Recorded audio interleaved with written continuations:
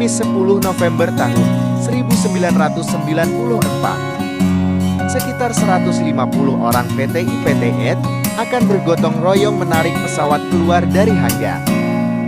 Itulah momen kelahiran pesawat pertama dari Mahakarya Putra Putri Indonesia, yaitu pesawat N250 Gatot-Kaca. 9 bulan kemudian, pada 10 Agustus tahun 1995, pesawat karya anak bangsa ini melakukan penerbangan perdana dari Bandara Husein Sastranegara Bandung.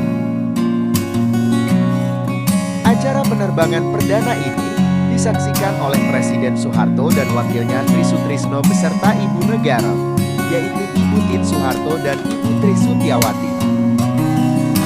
Dan tentunya didampingi oleh sang pencipta pesawat tersebut, yaitu B.J. Habibie, beserta istri Ibu Hasri Ainun Besari.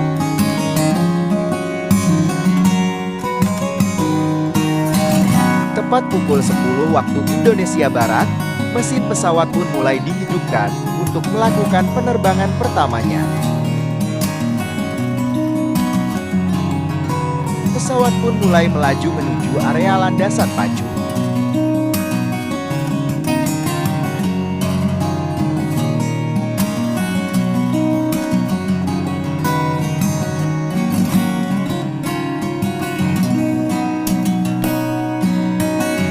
Akhirnya, yang ditunggu ribuan orang di Bandara Husein Sastranegara pun tiba.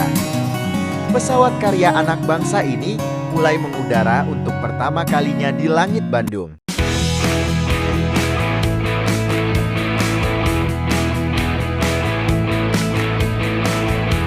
Peristiwa bersejarah ini diwarnai sukacita oleh ribuan orang yang hadir pada saat itu, dan sekaligus diabadikan sebagai penanda Hari Kebangkitan Teknologi Nasional. Pesawat yang diproduksi oleh PT IPTN atau PT DI ini, dalam penerbangan perdananya, didampingi oleh pesawat jet Soko Galap II dan pesawat CN-235. Pada penerbangan perdananya ini, pesawat ini mengudara ke arah tenggara langit Pelabuhan Ratu Sukabumi menuju selatan ke pesisir Samudra Hindia. Dalam penerbangannya, Presiden Soeharto yang didampingi B.J. Habibie terus memantau dan berkomunikasi dengan kru pesawat N250 tersebut. Terhitung selama 56 menit mengudara, pesawat N250 kemudian mendarat kembali di Husein Sastranegara Bandung. Pesawat pun mulai mendarat dengan mulus dan tanpa kendala. Decak kagum penuh sukacita mewarnai pendaratan pesawat karya anak bangsa tersebut. Begitu pintu pesawat terbuka, Presiden Soeharto menyambut para kru pesawat dengan rasa bangga.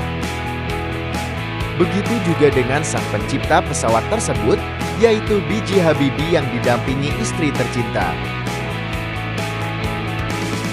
Ribuan orang memadati dalam penyambutan tersebut, dan termasuk awak media yang meliput baik dari dalam ataupun luar negeri.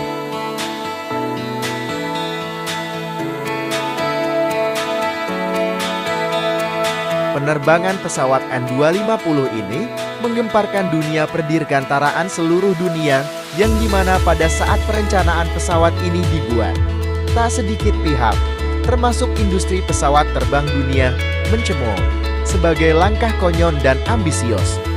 Dan tak sedikit, banyak orang mengatakan bahwa Indonesia tidak mungkin punya kemampuan membuat pesawat sendiri.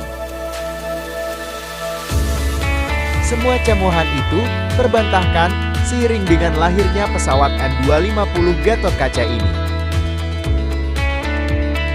Hal ini membuktikan bahwa Indonesia setara dengan negara-negara lain, bisa membuat sebuah pesawat yang lahir dari karya anak bangsanya sendiri. Akhirnya mata dunia pun terbuka begitu menyaksikan lahirnya pesawat ini, dan tentu saja mendapatkan pujian dunia. Pada masanya pesawat ini adalah pesawat pertama di kelasnya yang menggunakan teknologi fly-by-wire atau seluruh gerakan pesawatnya bisa dikendalikan dengan sistem komputerisasi.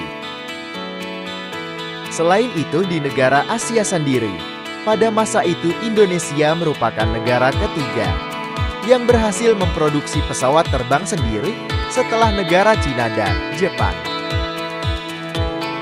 Dan hal itu membuat ketertarikan beberapa negara untuk memesan pesawat An-250 tersebut.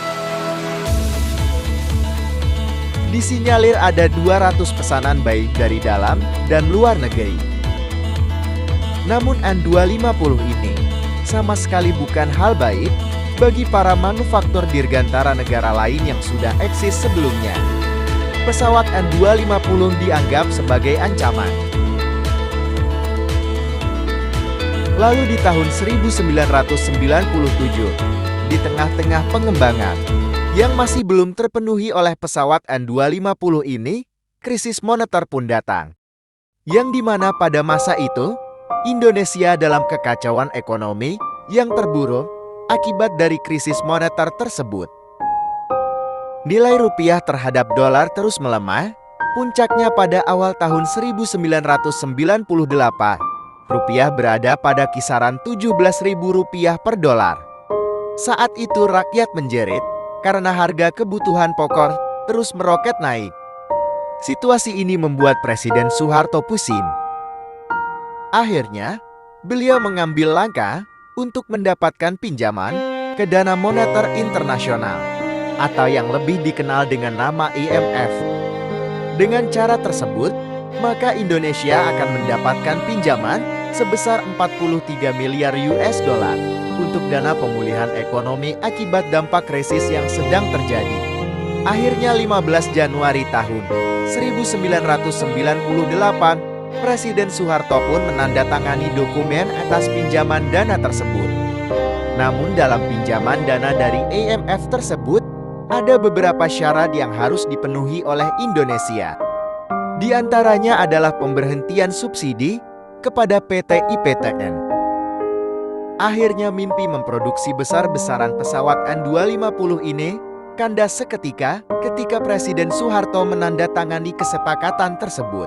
Dana anggaran dan non-anggaran untuk pesawat An-250 tersebut dihentikan seketika pada masa itu.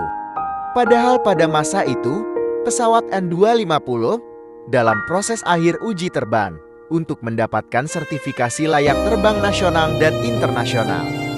Semua harapan pupus sudah, jangankan untuk melanjutkan pengembangan produksi pesawat.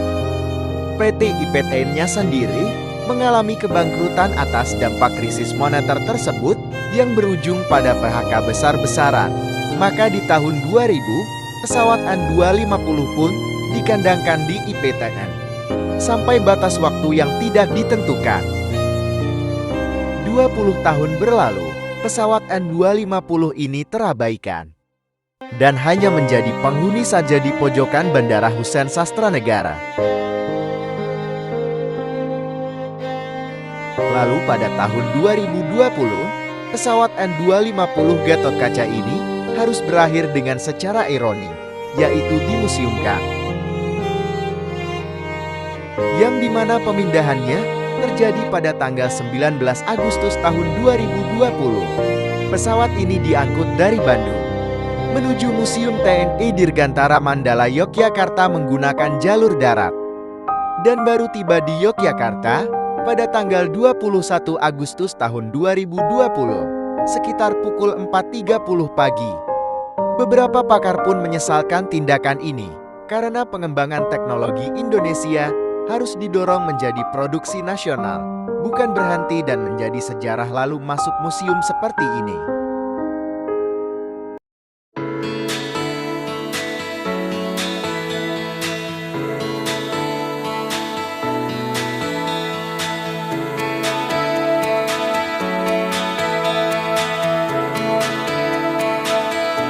Cukup sekian untuk video kali ini. Terima kasih telah menyaksikan. Selamat menjalankan ibadah puasa. Jaya terus Indonesia. Assalamualaikum warahmatullahi wabarakatuh.